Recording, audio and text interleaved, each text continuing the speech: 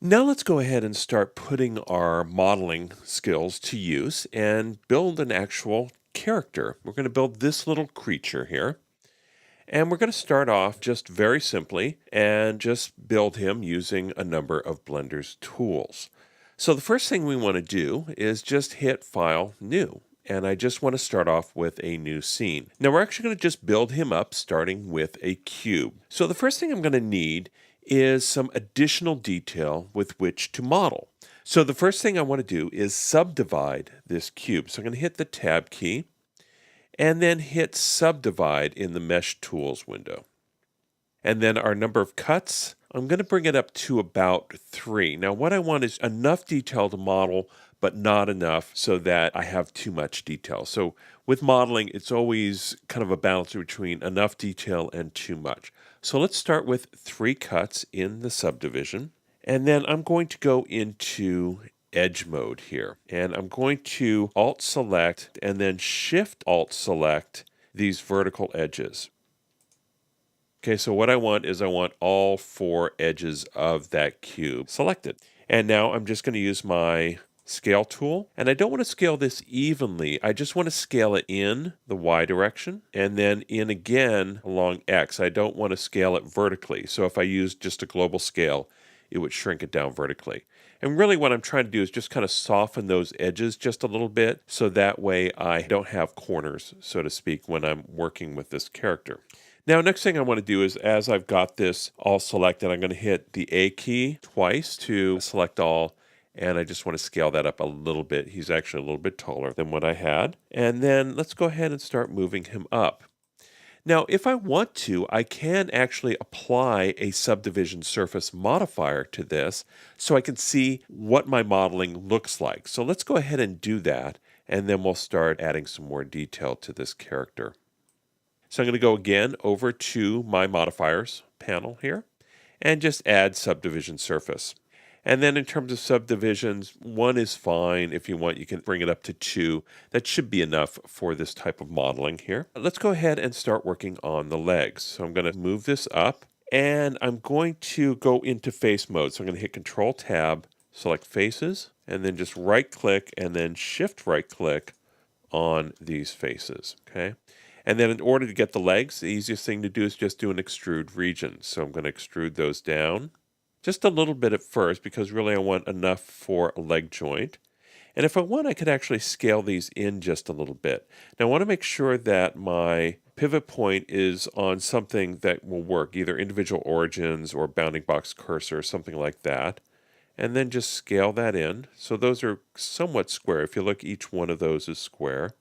And then let's go ahead and extrude again and extrude one more time. Now what I'm trying to do is kind of a smaller extrude towards the bottom, and that'll give him a little bit more of a foot pad there. Okay, so now we've got his basic legs. Now if we want, we can start reshaping the body a little bit. And again, I'm just roughing this out. So let's go ahead and actually go back to edge mode. So again, I'm hitting Control Tab, Edge, and then just right click on the edges here towards the front of his body. So basically that. And then let's just go ahead and move that up and in perhaps. Again, I'm just kind of trying to give him a little bit of a belly. And again, we're just kind of just playing with this a little bit. Now, one of the things also is that we do need to start blocking out the area for the character's arms and his mouth. So let's go ahead and actually start with the mouth. The first thing I want to do is I want to get a little more detail in this area so that I can start working on the character's mouth. So what I need to do is add in some edge loops. So I'm going to do a loop, cut, and slide.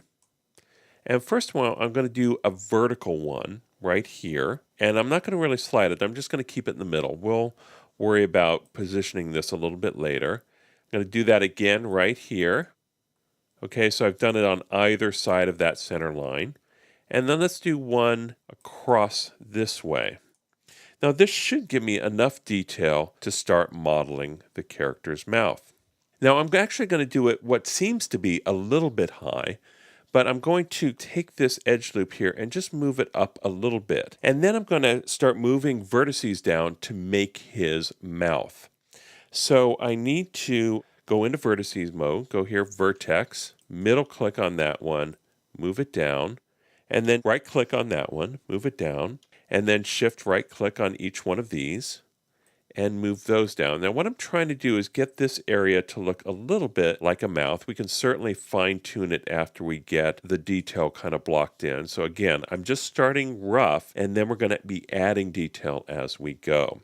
So now that I have this, you can see that these four faces can be the start of the character's mouth. So actually I'm going to kind of flatten that out just a little bit like that. Okay, so now I've got something pretty close. And again, we can change this later. So let's go back into face mode. Again, Control Tab, right click on these four faces. Now this is going to be the character's mouth. So let's do an extrude region. And the first one, I'm just going to extrude it just a little bit because I want a harder edge to that mouth cavity. So right now I'm just going to bring it in just a little bit. In fact, it might be better to hide my subdivision surface modifier right now and just see exactly what I'm working on in the mesh. So if I make this deep like this, then we're going to have a very gradual edge to his mouth. I really want this to be fairly shallow like this, so that way we kind of have a hard edge going into his mouth. So I'm going to hit extrude region one more time, and this will create his mouth cavity. And because this is his mouth cavity, we can also scale this up a little bit just to give a little bit of room to make it look a little bit more like an empty mouth. And then let's go ahead and just turn this on again. I'm going to go over to my subdivision surface modifier, turn on my little eyeball here, and you can see now I've got the basics of a mouth.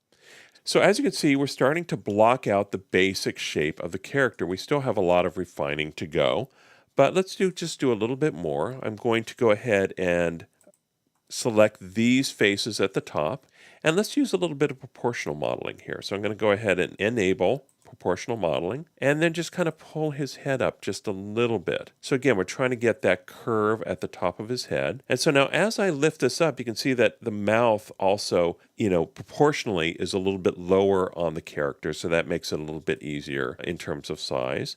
And if I want, I could actually scale this, hit the S key, scale that head up just a little bit.